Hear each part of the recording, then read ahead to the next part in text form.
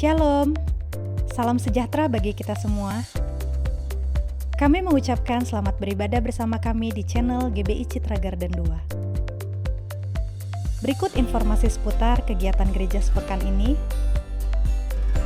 Ibadah akan kita saksikan bersama secara online, setiap hari Minggu, jam 10 pagi. Untuk minggu ini, firman akan disampaikan oleh Bapak Iwan Chandra Sanusi dengan tema Facing Your Giant. Mari kita bertumbuh bersama di kelas pemuridan yang diadakan secara online melalui aplikasi Zoom setiap hari Selasa jam 8 sampai jam 10 malam. Untuk ibadah Abi, anak Bethel Indonesia juga dilakukan secara online. Untuk linknya akan di-share di grup WhatsApp anak Bethel Indonesia. Bagi Bapak dan Ibu yang ingin anak-anak bertumbuh bersama dalam komunitas Abi, dapat bergabung dan menghubungi Kak Dodi.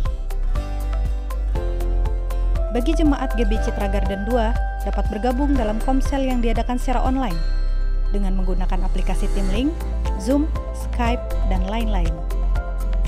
Mari kita saling sharing dan mempraktekkan firman Tuhan. Bagi Bapak atau Ibu yang ingin memberikan persembahan atau perpuluhan, dapat ditransfer ke rekening atas nama Bapak Edi Mardianto.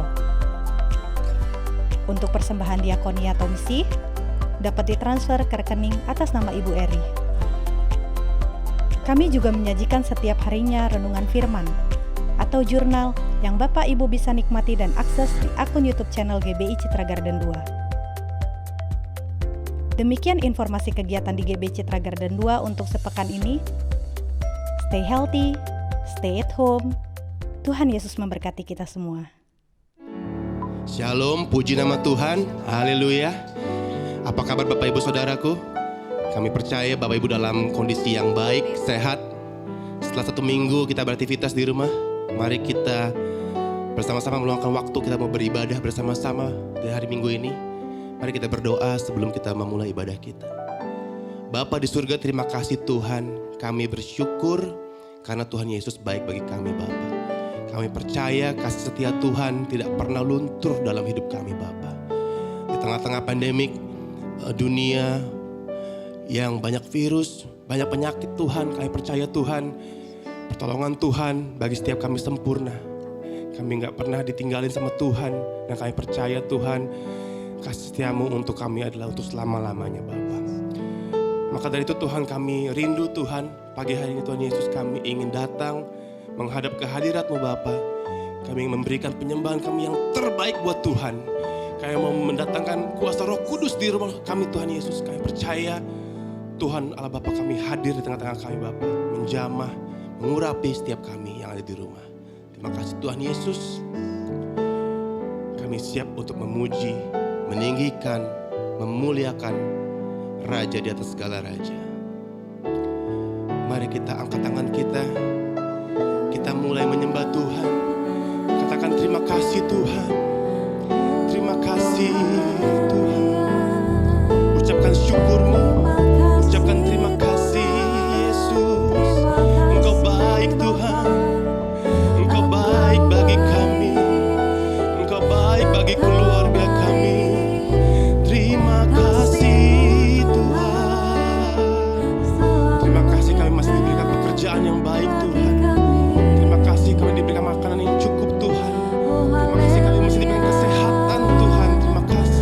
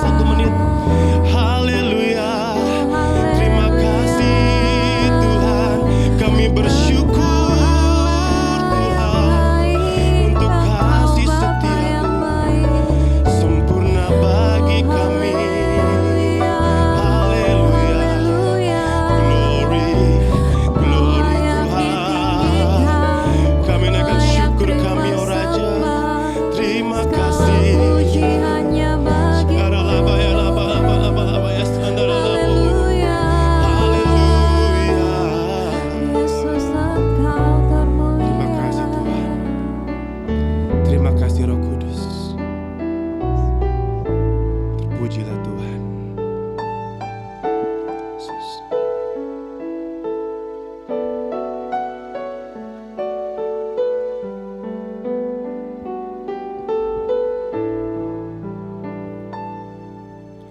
Engkau yang lebih tahu cara untuk membuka jalanku. Engkau yang lebih mengerti cara untuk menolong hidupku. Bersama-sama Engkau yang lebih tahu cara untuk membuka jalanku. Engkau yang lebih mengerti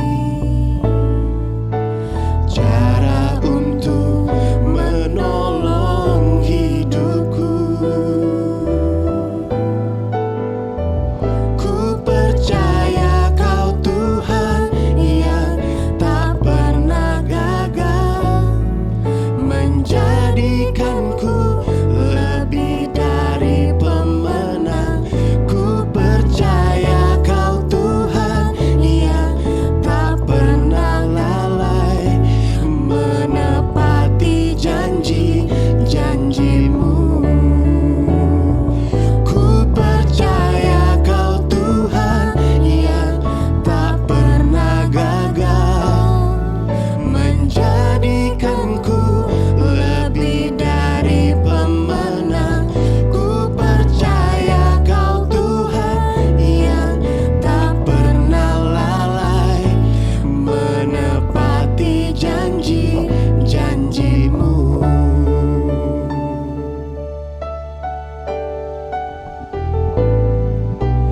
Engkau yang lebih tahu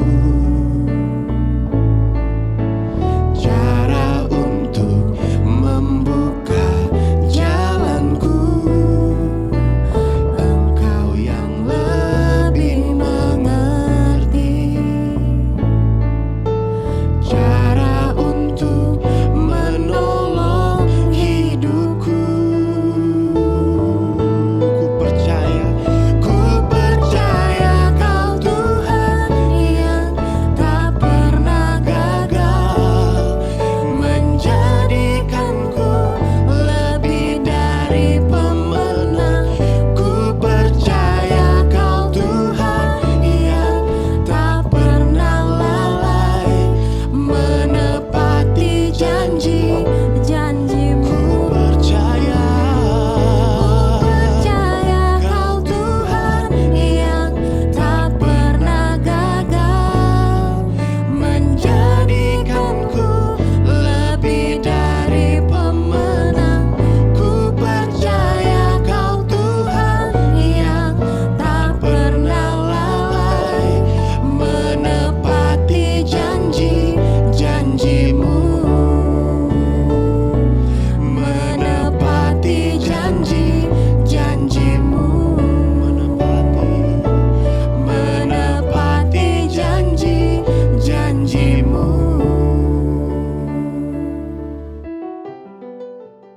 Puji nama Tuhan.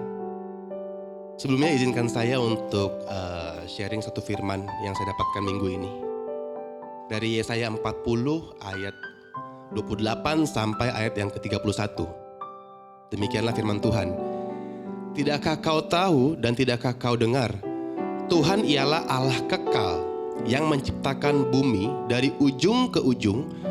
Ia tidak menjadi lelah dan tidak menjadi lesu, tidak terduga pengertiannya. Dia memberi kekuatan kepada yang lelah dan menambah semangat kepada yang tiada berdaya. Orang-orang muda menjadi lelah dan lesu, dan teruna-teruna jatuh tersandung. Dengar baik-baik. Tapi orang-orang yang menanti-nantikan Tuhan mendapat kekuatan baru. Mereka seumpama Raja Wali yang naik terbang dengan kekuatan sayapnya. Mereka berlari dan tidak menjadi lesu. Mereka berjalan dan tidak menjadi lelah. Puji Tuhan, amin. Ayat ini begitu berema buat saya, khususnya dalam pekerjaan saya ya. Jadi kalau boleh sharing sedikit, saya merasa work from home ini adalah normal yang baru, yang susah untuk dijalankan begitu. Tapi ternyata bisa dijalankan. Dan ayat ini menguatkan saya kembali, menguatkan saya bahwa saya kan berjalan dengan Tuhan ya. Jadi kenapa saya bisa khawatir gitu. Jadi saya percaya apapun keadaan saudara hari-hari ini, percayalah bahwa Tuhan masih berjalan dengan saudara. Amin. Dan oleh sebab itu, saya dan saudara pastinya akan merasa lebih tenang. Amin. Mari kita angkat satu pujian ini.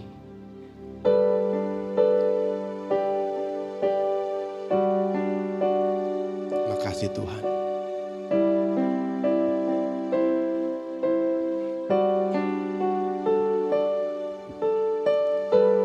Bapa, Kau mendengar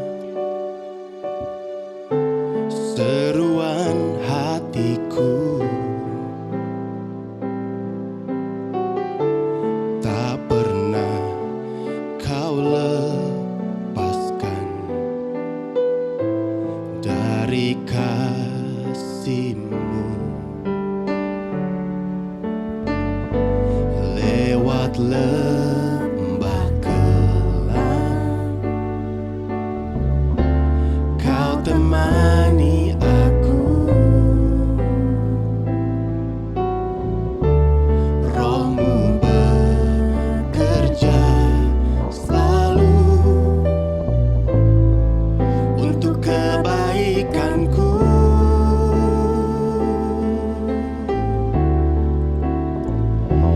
Mengalir kuasa dari tempat maha tinggi. Bapa kekal mulia, Kau hadir di sini, memulihkan hati, menyembuhkan yang terluka. Ku kan tenang bersama-Mu, Bapa. Mengalir kuasa dari tempat maha tinggi. Bapa kekal mulia, Kau hadir di sini, memulihkan hati, menyembuhkan yang terluka.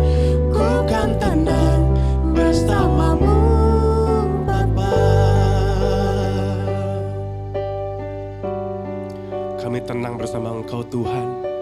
Apapun yang terjadi dalam hidup kita hari-hari ini, percayalah bahwa Tuhan masih ada bersama-sama dengan kita. Lewat lembah gelap, Kau temani aku. Roh-Mu bekerja selalu untuk kebaikanku. Mengalir kuasa dari tempat maha tinggi. Bapa kekal mulia, Kau hadir di sini, memulihkan hati, menyembuhkan yang terluka. Ku kan tenang bersama-Mu, Bapa. Mengalir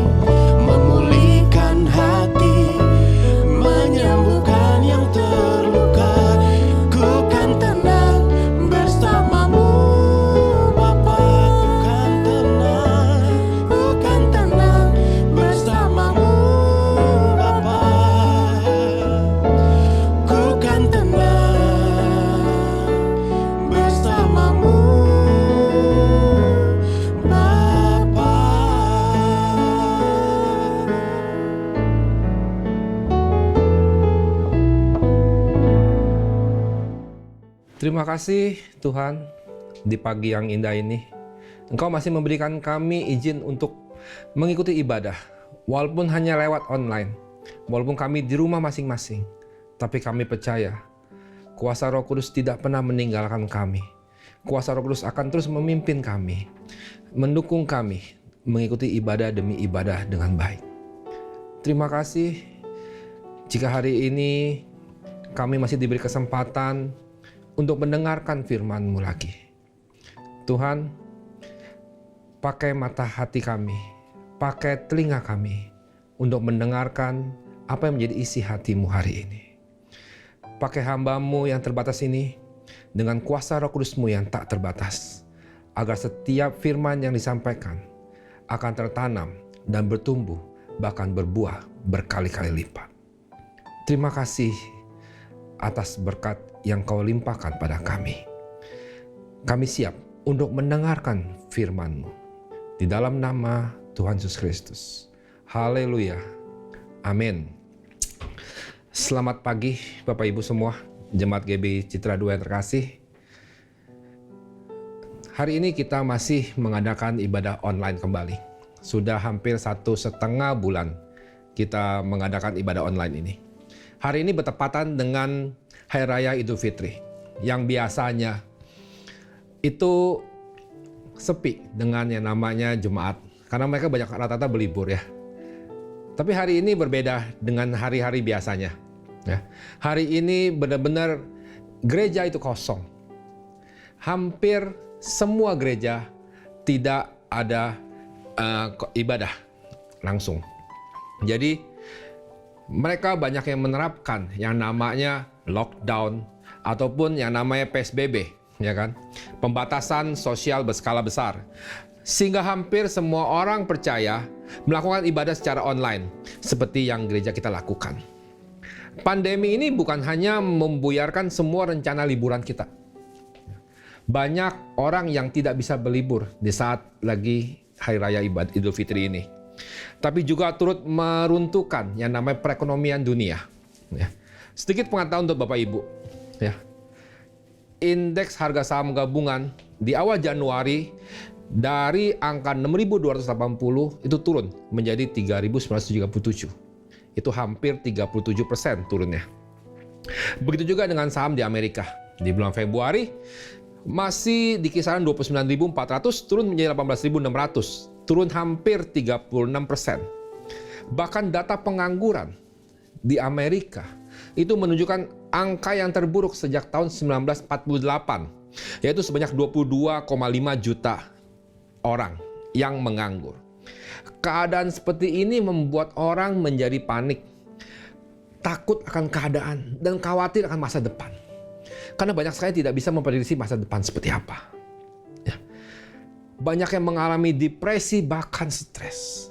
Bahkan 3 minggu yang lalu ketika saya menonton satu berita di televisi, saya melihat ada seseorang wanita yang membunuh 3 karyawan McDonald cuman gara-gara satu, tidak diizinkan makan di tempat.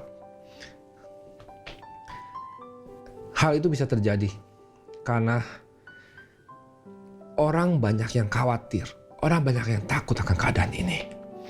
Hal ini bukan hanya berpengaruh pada mungkin kalangan bawah atau mungkin ojek-ojek online yang saat ini sering banyak diberitakan di media sosial. Tapi juga banyak yang terpengaruh dari mulai pengusaha maupun para pekerja lainnya. Mereka takut rata-rata, aduh bagaimana dengan gaji saya? Bagaimana dengan uang THR saya dan apapun yang terjadi? Tapi bukan hanya mereka, tapi juga para pekerja atau pegawai, tapi juga para pengusaha. Mereka juga bingung gimana cara untuk meneruskan usaha ini. Bagaimana mereka mesti harus membayar THR karyawan. Semua orang bingung, takut, panik, dan khawatir. Minggu lalu disampaikan oleh Pak Markus tentang bagaimana kita hidup membangun manusia roh kita. Ya. Agar kita dimampukan melewati krisis pandemi saat ini. Bagaimana roh itu hidup dalam badan kita, tubuh kita ini.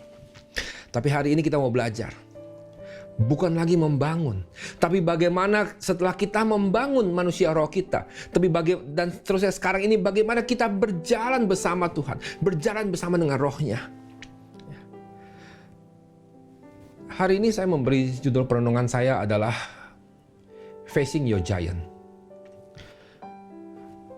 Menghadapi raksasa di dalam kehidupan Anda. Menghadapi raksasa di dalam diri Anda. Ketakutan, kecemasan, kekhawatiran, dan lain-lain itu adalah seperti raksasa yang mencekam di dalam kehidupan kita saat ini. Kita harus menghadapinya semua itu. Tapi bagaimana caranya? Semua orang tahu kita punya raksasa yang mencekam dalam hidup kita. Tapi bagaimana cara kita menghadapi semua itu? Kita akan belajar dari seorang tokoh Alkitab. Tokoh ini masih muda, yaitu Daud di masa mudanya. Ya, bagaimana kita sering mendengar, bahkan waktu kita masih sekolah minggu, kita sering mendengar Daud mengalahkan raksasa Goliat. Hari ini saya akan coba untuk membawa perenungan ini kembali kepada Bapak Ibu. Ya. Daud memang seseorang yang suka mengembalakan kambing dan domba. Meskipun kambing dan dombanya hanya 2 atau 3. Tapi dia punya yang namanya tanggung jawab dan setia dalam melaksanakan tugasnya. Ya.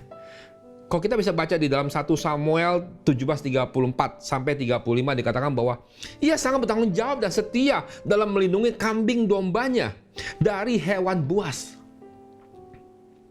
Oh, tanggung jawab dan setia. Daud adalah pilihan. Seseorang yang dipilih oleh Allah sendiri.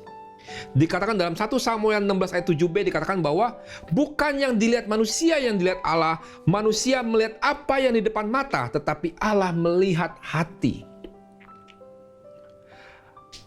Ketika Nabi Samuel datang ke rumah Isai dan mau mengurapi seorang anak yang akan dijadikan seorang raja, Nabi Samuel masih melihat bentuk tubuh luarnya, kekekaran kakak-kakaknya, kegagahan kakak-kakaknya. Tapi dia tidak melihat hati seperti Allah melihat Daud. Ya. Di 1 Samuel 16 ayat 12 dikatakan bahwa lalu Isai menyuruh orang untuk menjemput dia. Dia itu kemerah-merahan, matanya indah dan wajahnya tampan. Tuhan berfirman, bangkitlah dan urapilah dia, sebab inilah dia. Wow. Tuhan tidak melihat siapa paras seperti apa kita. Tuhan tidak melihat bentuk tubuh kita seperti apa. Tapi Tuhan melihat hati kita seperti apa. Dan selanjutnya di ayat 13 katakan bahwa Samuel mengambil tabung tanduk yang berisi minyak itu dan mengurapi Daud di tengah-tengah saudara-saudaranya. Sejak hari itu dan seterusnya berkuasalah roh Tuhan atas Daud. Lalu berangkatlah Samuel menuju Rama. Sejak saat diurapi Daud, sejak saat itu roh Allah terus mengikuti kemana Daud pergi. Ada 2 tokoh yang sangat luar biasa dalam cerita ini. Kalau dalam film, ini adalah tokoh utama. Daud dan Goliat. Kita sudah tahu Daud siapa. Tapi hari ini saya mau jelaskan tentang Goliat. Siapa itu Goliat? Di dalam 1 Samuel 17 ayat 4-7 dikatakan bahwa tampillah keluar seorang pendekar dari tentara orang Filistin namanya Goliat dari Gat. Tingginya 6 hasta sejengkal. 6 hasta sejengkal. 1 hasta itu kurang lebih 45 cm. 1 jengkal itu kurang lebih setengah hasta atau 22,86 cm. Dengan kata lain bahwa tingginya itu hampir 3 meter. Ketopong tembaga ada di kepalanya dan ia memakai baju zirah yang bersisik. Berat baju zirah itu 5.000 sikal tembaga. 1 sikal itu 11,4 gram. Jadi bajunya aja, baju zirahnya aja itu 57 kilo. Itu hampir seberat satu karung beras. Ya. Dia memakai penutup kaki dari tembaga dan di bahunya ia memangul lembing tembaga. Gagang tombaknya seperti pesa tukang tenun dan mata tombaknya itu 600 sikal besi beratnya atau hampir 6,8 kilo. Dan seseorang membawa perisai berjalan di depannya. Dia masih ada asistennya yang bawain perisainya. Perisainya masih dibawain orang lain karena beratnya begitu luar biasa. Tombaknya aja, ujung mata tombaknya aja itu udah hampir 7 kilo. Apalagi tambah pesanya. Itu paling sedikit 15 kilo totalnya semua. Kok kita lihat begitu gagah dan besarnya Goliat, begitu kuatnya Goliat. Seseorang ketika melihat itu pasti semua akan takut. Raksasa sebesar itu dengan tentara Israel yang banyak begitu saja, tidak ada satu orang pun yang berani menghadapinya. Kenapa? Karena mereka hanya melihat luarnya. Bagaimana cara Daud mengalahkan raksasa itu? Semua orang sudah tahu gimana caranya Daud membunuh Goliat. Bahkan anak kecil pun tahu, yaitu dengan mengumban batu di 1 Samuel 17:48-54. Tapi itu bukan inti yang mau saya sampaikan hari ini. Yang mau saya sampaikan hari ini adalah di 1 Samuel 17:40, yaitu ada 5 batu yang diambil oleh Daud dari dasar sungai. Pertanyaan yang sering saya tanyakan sendiri, kenapa Daud mesti ngambil 5 batu? Padahal yang dipakai cuma 1. Ya kan? Daud ambil 5 batu. Pasti ada maksudnya. Dan yang pasti, itu bukan buat cadangan kalau dia meleset. Kenapa? Kan dikatakan di 1 Samuel 17:48, ketika orang Filistin itu bergerak maju untuk menemui Daud, maka segera Daud berlari ke barisan musuh untuk menemui orang Filistin itu. Jadi tidak ada yang namanya unsur meleset. Karena kalau sekali meleset, Daud pasti yang akan dibunuh oleh Goliat. Jadi Daud begitu yakin dengan sekali saja dia mengumban batunya, Goliat harus tersungkur. Kita kembali, kenapa 5 batu? Kalau kita membaca dengan jelas tentang firman tersebut di 1 Samuel, kita bisa bertanya, mengapa sih pasukan Israel sangat takut dan sangat kecut ketika Goliat menantang 1 lawan 1?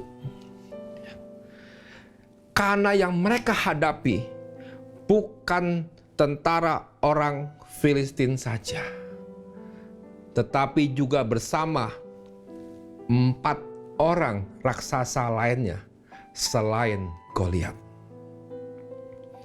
Jadi selain Goliat, itu total yang ada 5 raksasa termasuk Goliat. Yang paling besar itu adalah Goliat, 3 meter lebih. Kenapa itu bisa terjadi? Saya akan sebutkan satu-satu tentang raksasa-raksasa yang ada. Ya. Yang pertama dikasih nama Yisbi-Beno di 2 Samuel 21 ayat 15-17. Itu dibunuh oleh Abisai, salah seorang anak buah Daud. Terus kemudian ada Saf atau Sipai di 2 Samuel 21:18 atau 1 Tawarik 20 ayat 4. Itu dikalahkan oleh Sibkai, orang Husa. Terus ada Lahmi, saudara Goliat. 1 Samuel 21 ayat 19 atau 1 Tawarik 20 ayat 5. Itu dikalahkan oleh Elhanam bin Yar. Ya, itu yang ketiga. Yang keempat, ini tidak disebutkan namanya, tapi disebutkan ciri-cirinya. Dan ada satu yang tidak ada namanya, tapi mempunyai ciri-ciri, yaitu memiliki 6 jari tangan kiri dan kanan, 6 jari kaki kiri dan kanan. Di dalam 2 Samuel 21 ayat 20 atau 1 Tawarik 20 ayat 6.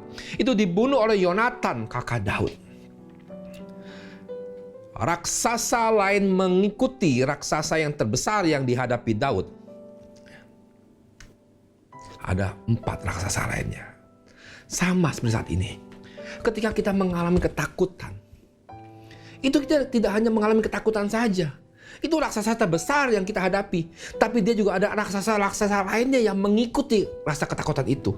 Ada namanya kekhawatiran, krisis kepercayaan, kecemasan, ketidakberdayaan. Itu akan mengikuti dengan sendirinya ketakutan Daud. Di dalam 2 Samuel 21 ayat 22 dikatakan, keempat orang ini termasuk keturunan Gad.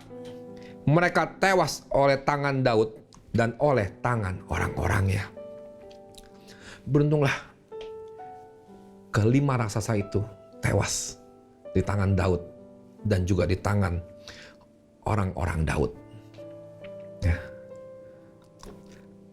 Tapi satu hal yang kita mau ambil adalah, apa sih sebenarnya rahasia Daud dapat mengalahkan Goliat? Bukan karena dia sering latihan mengumban batu, bukan karena dia sering mengusir hewan buas. Bukan itu yang mau kita tarik. Tapi dalam dirinya, apa sih yang menjadi rahasia Daud untuk mengalahkan Goliat? Yang pertama adalah, Daud tidak membiarkan apa yang nampak mempengaruhi kehidupannya. Walaupun Goliat begitu besarnya, 3 meter, dia hanya 1,7, bahkan 1,6 meter. Tapi dia tidak mempengaruhi itu apa di depan dia raksasa seperti apa, dia tidak pengaruh. Di dalam 1 Samuel 17:4 ayat 7 dikatakan bahwa lalu tampillah keluar seorang pendekar Gad, seperti tadi yang dikatakan ada Goliat tinggi 3 meter ya. Terus, tapi dia tidak melihat hal itu. Dia tidak terpengaruh sama tingginya orang, beratnya baju zirah, beratnya tombaknya. Tidak, dia tidak terpengaruh hal itu. Seringkali kita gagal mengalahkan raksasa dalam hidup kita karena kita terpengaruh dengan apa yang nampak dalam kehidupan kita. Ketakutan. Mungkin bagi orang-orang yang anaknya masih kecil-kecil, masuk sekolah aja udah mikir nih, waduh, dengan kondisi seperti ini, bagaimana cara saya harus membayar uang sekolah? Bagaimana saya harus membayar uang SPP? Bagaimana uang ini? Bagaimana? Dia belum masuk, belum sampai temu waktunya. Kenapa kau sudah takut duluan akan semua itu? Kita masih bisa usaha. Aduh, tahun depan bagaimana? Kok tahun depan? Sekarang masih bulan Mei. Masih lama tahun depan. Kita bisa usaha dong. Aduh, usaha saya begini. Saya lagi work from home. Jadi gaji saya dipotong 50%. Bapak, Ibu semua saat ini bisa melakukan apa-apa aja. Bisa membuat kue, bisa jualan. Semua media sosial saat ini pada jualan. Kenapa kita nggak lakukan hal itu juga? Terkadang orang hanya melihat apa yang nampak di depan kita. Itu ketakutan-ketakutan yang sering. Ketika ketakutan itu terjadi, pasti teman-teman raksasa akan mengikuti. Kecemasan, ketidakberdayaan, ketidakpercayaan diri, itu akan mengikuti semua raksasa. Itu yang sering terjadi. Tapi tidak bagi Daud. Yang kedua, karena satu, Daud juga tidak mengizinkan kata-kata intimidasi mempengaruhi dia. Di dalam 1 Samuel 17:43-44, orang Filistin itu berkata kepada Daud, "Anjingkah aku? Maka engkau mendatangi aku dengan tongkat." Lalu demi para allahnya orang Filistin itu mengutuk Daud. Pula orang Filistin itu berkata kepada Daud, "Hadapilah aku, maka aku akan memberikan dagingmu kepada burung-burung di udara dan kepada binatang-binatang di padang." Terkadang kita dengar intimidasi itu dan kita menjadi takut. Berita hari-hari ini, jangankan di medsos. Medsos kita kan ngomong-ngomong bicara lah. Itu paling banyak berita-berita yang negatif. Di berita televisi pun kadang-kadang juga ada berita negatif. Pandemi seperti ini, ya kan. Yang terakhir saya dengar adalah bukan Wuhan yang di lockdown di China, tapi Fulan yang di lockdown saat kemarin baru mulai lagi di lockdown di China. Mendengar kata itu, waduh, China aja kena sendiri. Waduh, seperti ini. Kata-kata itu sendiri yang mengintimidasi. Ada kisah cerita tentang kesaksian dari istri saya. Waktu mulai pandemi ini, beberapa bulan yang lalu, istri saya sering, jadi kayak orang stres di rumah. Jadi dikit-dikit bilang, "Pak, coba, kayak panas badan saya." "Kenapa kok panas badan saya?" "Kok tenggorokan saya karena gatel ya. Apa karena, kenapa ya? Maksudnya bingung saya, kadang-kadang sering bingung. Loh, kamu gak apa-apa kok, saya bilang. Kamu kan gak kemana-mana, kamu gak akan apa-apa. Tiba-tiba, kok kepala saya agak kelayangan ya? Kok kayak berat ya? Kok batuk-batuk ya? Jadi kayak orang jadi kayak stres sendiri. Saya juga tadi ikut jadi kayak orang parno gitu loh. Kenapa sih? Kayak orang kaget, takut sendiri gitu loh. Pas kami belajar, kami tahu, oh iya, waktu Pak Markus pernah tanya sama saya, berapa banyak sih bro pernah membicarakan tentang firman Tuhan di medsos dibandingkan berita pandemi di medsos? Saya baru sadar sana. Ternyata berita bisa mempengaruhi hidup kita, mengintimidasi hidup kita. Setelah itu kami mulai belajar untuk lebih memperbanyak firman Tuhan, memperbanyak bagaimana kita merenungkan firman Tuhan. Setelah saat itu, nggak ada tuh namanya, coba Pak, tes dong kepala saya panas apa enggak. Kok tenggorokan saya gatel ya? Kok kayak saya ngenak badan saya? Nggak ada lagi seperti itu. Hilang total. Tidak lagi namanya intimidasi iblis mempengaruhi ke telinga kita. Bapak Ibu, di dalam firman Tuhan dikatakan bahwa firman itu ada. Ya, firman itu nyata. Karena pendengaran akan firman. Iman kita timbul karena firman yang kita dengar. Iman kita juga bisa jatuh karena berita yang kita dengar. Jangan salah. Jangan hanya kita baca positif aja Bapak Ibu di Alkitab. Tapi negatif juga ada. Ya. Ketika iman timbul karena pendengaran, iman juga bisa jatuh atau tenggelam karena pendengaran. Pendengaran bukan karena firman Tuhan. Pendengaran akan berita-berita yang negatif, yang mengintimidasi Anda sendiri. Ya. Mulailah saat ini, mulai untuk membangun. Bapak Ibu, sekali lagi saya bilang, Bapak Ibu tidak bisa menghentikan mereka membicarakan masalah negatif atau masalah pandemi ini di medsos. Bapak Ibu tidak bisa menghentikan. Yang Bapak Ibu bisa lakukan adalah menutup telinga Bapak Ibu sendiri dari berita-berita yang negatif. Ya. Sekali lagi, Bapak Ibu tidak bisa menutup mulut orang lain untuk berbicara tentang hal-hal yang negatif, tentang keadaan saat ini yang negatif. Tetapi Bapak Ibu bisa menutup telinga dari pendengaran akan kata-kata negatif ini dan tidak mengizinkan kata-kata negatif ini melemahkan mental kita. Itu yang Daud lakukan. Yang ketiga, ya kan? Karena Allah menciptakan Daud dahsyat dan ajaib. Ya. 1 Samuel 36 ayat 37. 1 Samuel 17, 36-37 katakan bahwa baik singa maupun beruang telah dihajar oleh hambamu ini, dan orang Filistin yang tidak bersunat itu, ia akan sama seperti salah satu dari binatang itu, karena ia telah mencemooh barisan daripada Allah yang hidup. Pula kata Daud, Tuhan yang telah melepaskan aku dari cakar singa dan dari cakar beruang, dia juga akan melepaskan aku dari tangan orang Filistin. Kata Saul kepada Daud, pergilah, Tuhan menyertai engkau. Sangat luar biasa bahwa Daud membiarkan spirit ilahinya tetap terjaga. Dia percaya bahwa Tuhan ada beserta dengan dia. Dia tidak takut siapapun juga. Dia tidak takut akan apapun juga. Dia hanya berkata satu, engkau akan aku bunuh, engkau akan aku kalahkan. Kenapa? Bukan karena kuat gagahku, bukan karena engkau begitu perkasa, tapi karena Tuhan beserta dengan Daud. Dengan demikian jelaslah bahwa orang-orang yang Tuhan pakai, yang Tuhan gunakan sebagai alatnya adalah mereka yang memiliki kelebihan secara sikap, bukan fisik. Sekali lagi saya ulang. Tuhan akan memakai orang-orang yang memiliki kelebihan sikap, bukan fisik. Jika kita melihat kehidupan kita sekarang, mana yang sedang kita tumbuh kembangkan? Fisik yang dilihat orang atau sikap yang kerap kali tidak terlihat orang?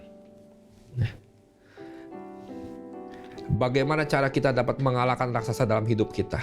Yaitu dengan bagaimana kita belajar untuk hidup seperti Daud. Ya. Daud memiliki keyakinan iman yang kuat.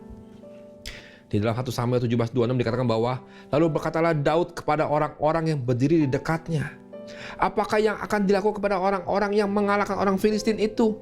Dan dia menghindar cemooh dari Israel. Siapakah orang Filistin yang tidak bersunat sampai ia berani mencemooh barisan daripada Allah yang hidup? Ya. Hidup dekat dengan Allah bisa kita lakukan dengan doa pribadi kita, atau doa secara korporat, atau mesbah keluarga. Di dalam Mazmur 3 ayat 4 dikatakan bahwa, dengan nyaring aku berseru kepada Tuhan dan ia menjawab aku dari gunungnya yang kudus. Daud menulis kata-kata itu di Mazmur. Hidup dekat dengan Allah bukan hanya memiliki iman yang kuat, tapi memiliki hidup dekat dengan Allah. Yang terakhir adalah hidup dekat dengan firman-Nya. Di Mazmur 119 ayat 97 katakan, betapa ku cintai Taurat-Mu, aku merenungkan setiap hari. Wow. Kata-kata Mazmur ini, terus Daud ini sangat luar biasa. Itu menggambarkan dirinya begitu dekat dengan Allah. Bapak Ibu kau tahu, Daud adalah manusia biasa juga, yang tidak lepas dari dosa, tidak lepas dari godaan, tidak lepas dari pencobaan. Kau Bapak Ibu pelajari lebih jauh lagi, Daud pernah merencanakan pembunuhan kepada orang yang istrinya mau diambil nama Daud. Dia juga pernah berusaha untuk mengintip orang mandi. Hal-hal kecil, dosa-dosa kecil. Ya. Tapi Daud, seorang Daud, begitu dekat sama Tuhan. Ketika ada dosa yang menghampiri dia, walaupun dia lakukan dosa itu, di akhirnya dia tersadar dan dia minta ampun sama Tuhan. Dan Tuhan nyatakan Tuhan berkenan akan hidup dia.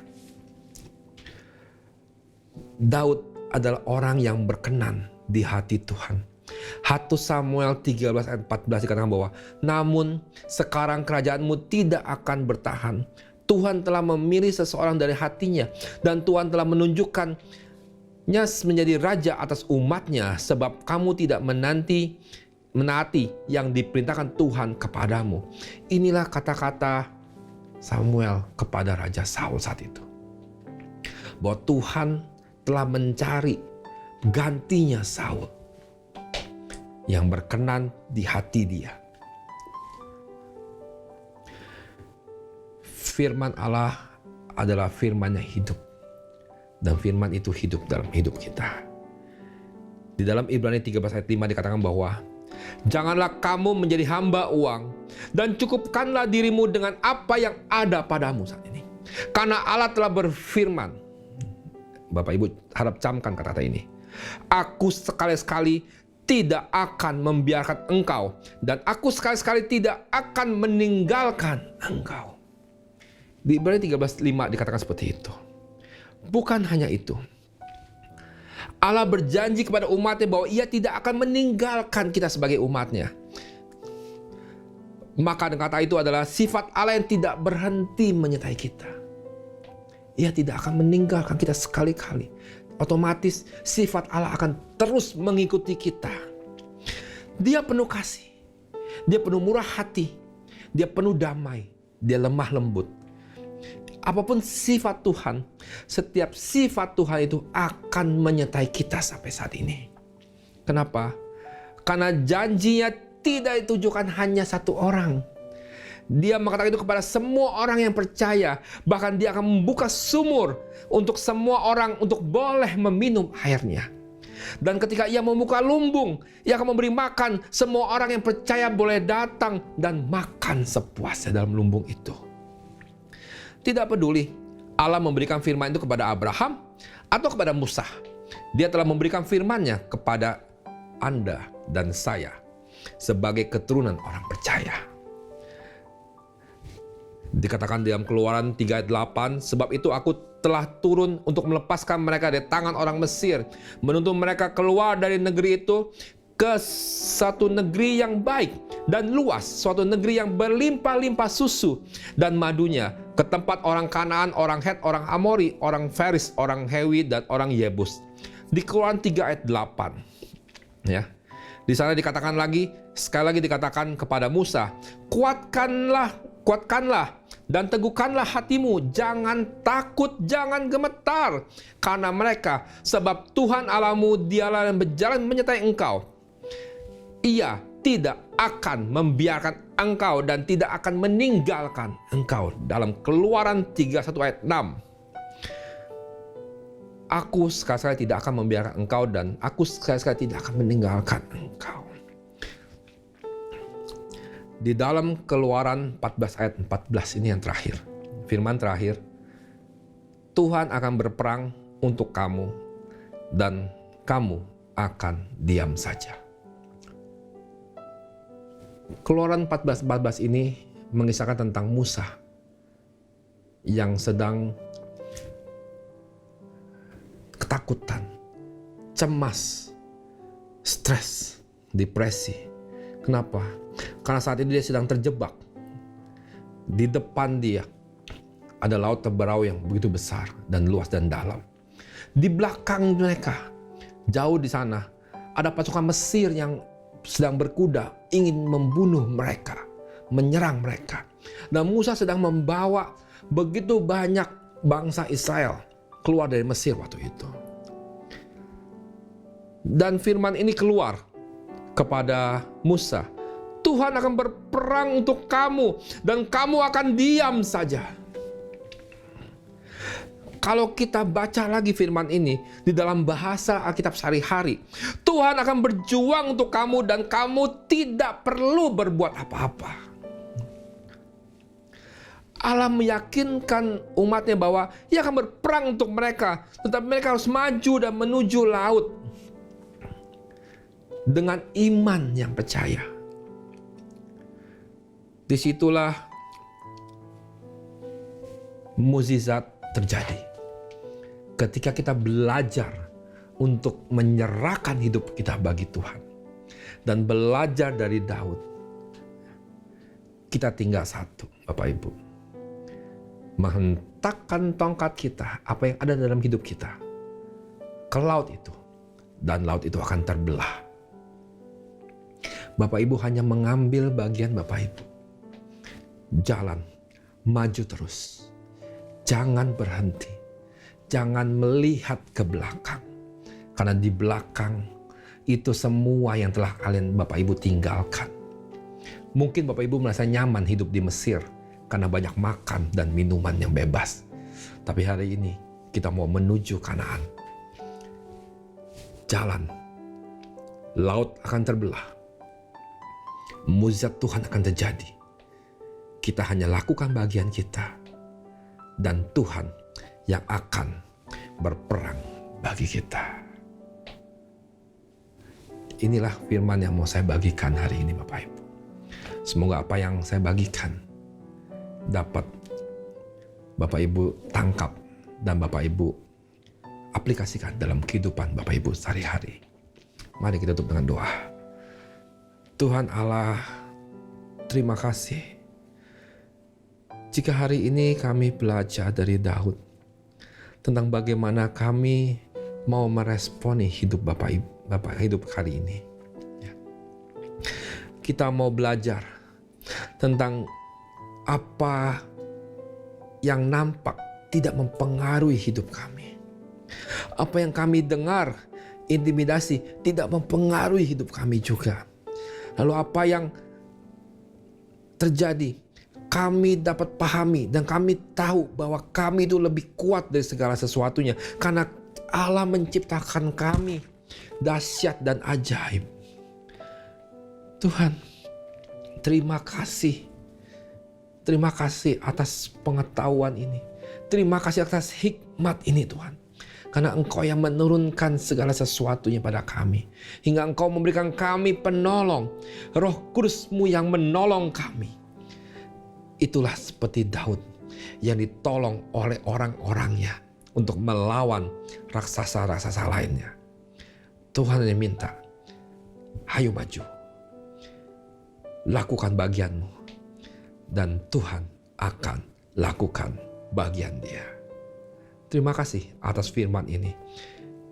Firman yang menguatkan hati hamba-Mu ini. Firman yang menguatkan kami semua. Dan kami terima firman ini hanya dalam nama Tuhan Yesus Kristus. Haleluya. Amin. Puji Tuhan, Bapak Ibu Saudara sekalian, kita telah mendengarkan kebenaran firman Tuhan hari ini. Saya percaya Bapak Ibu diberkati oleh Tuhan lewat kebenaran firman.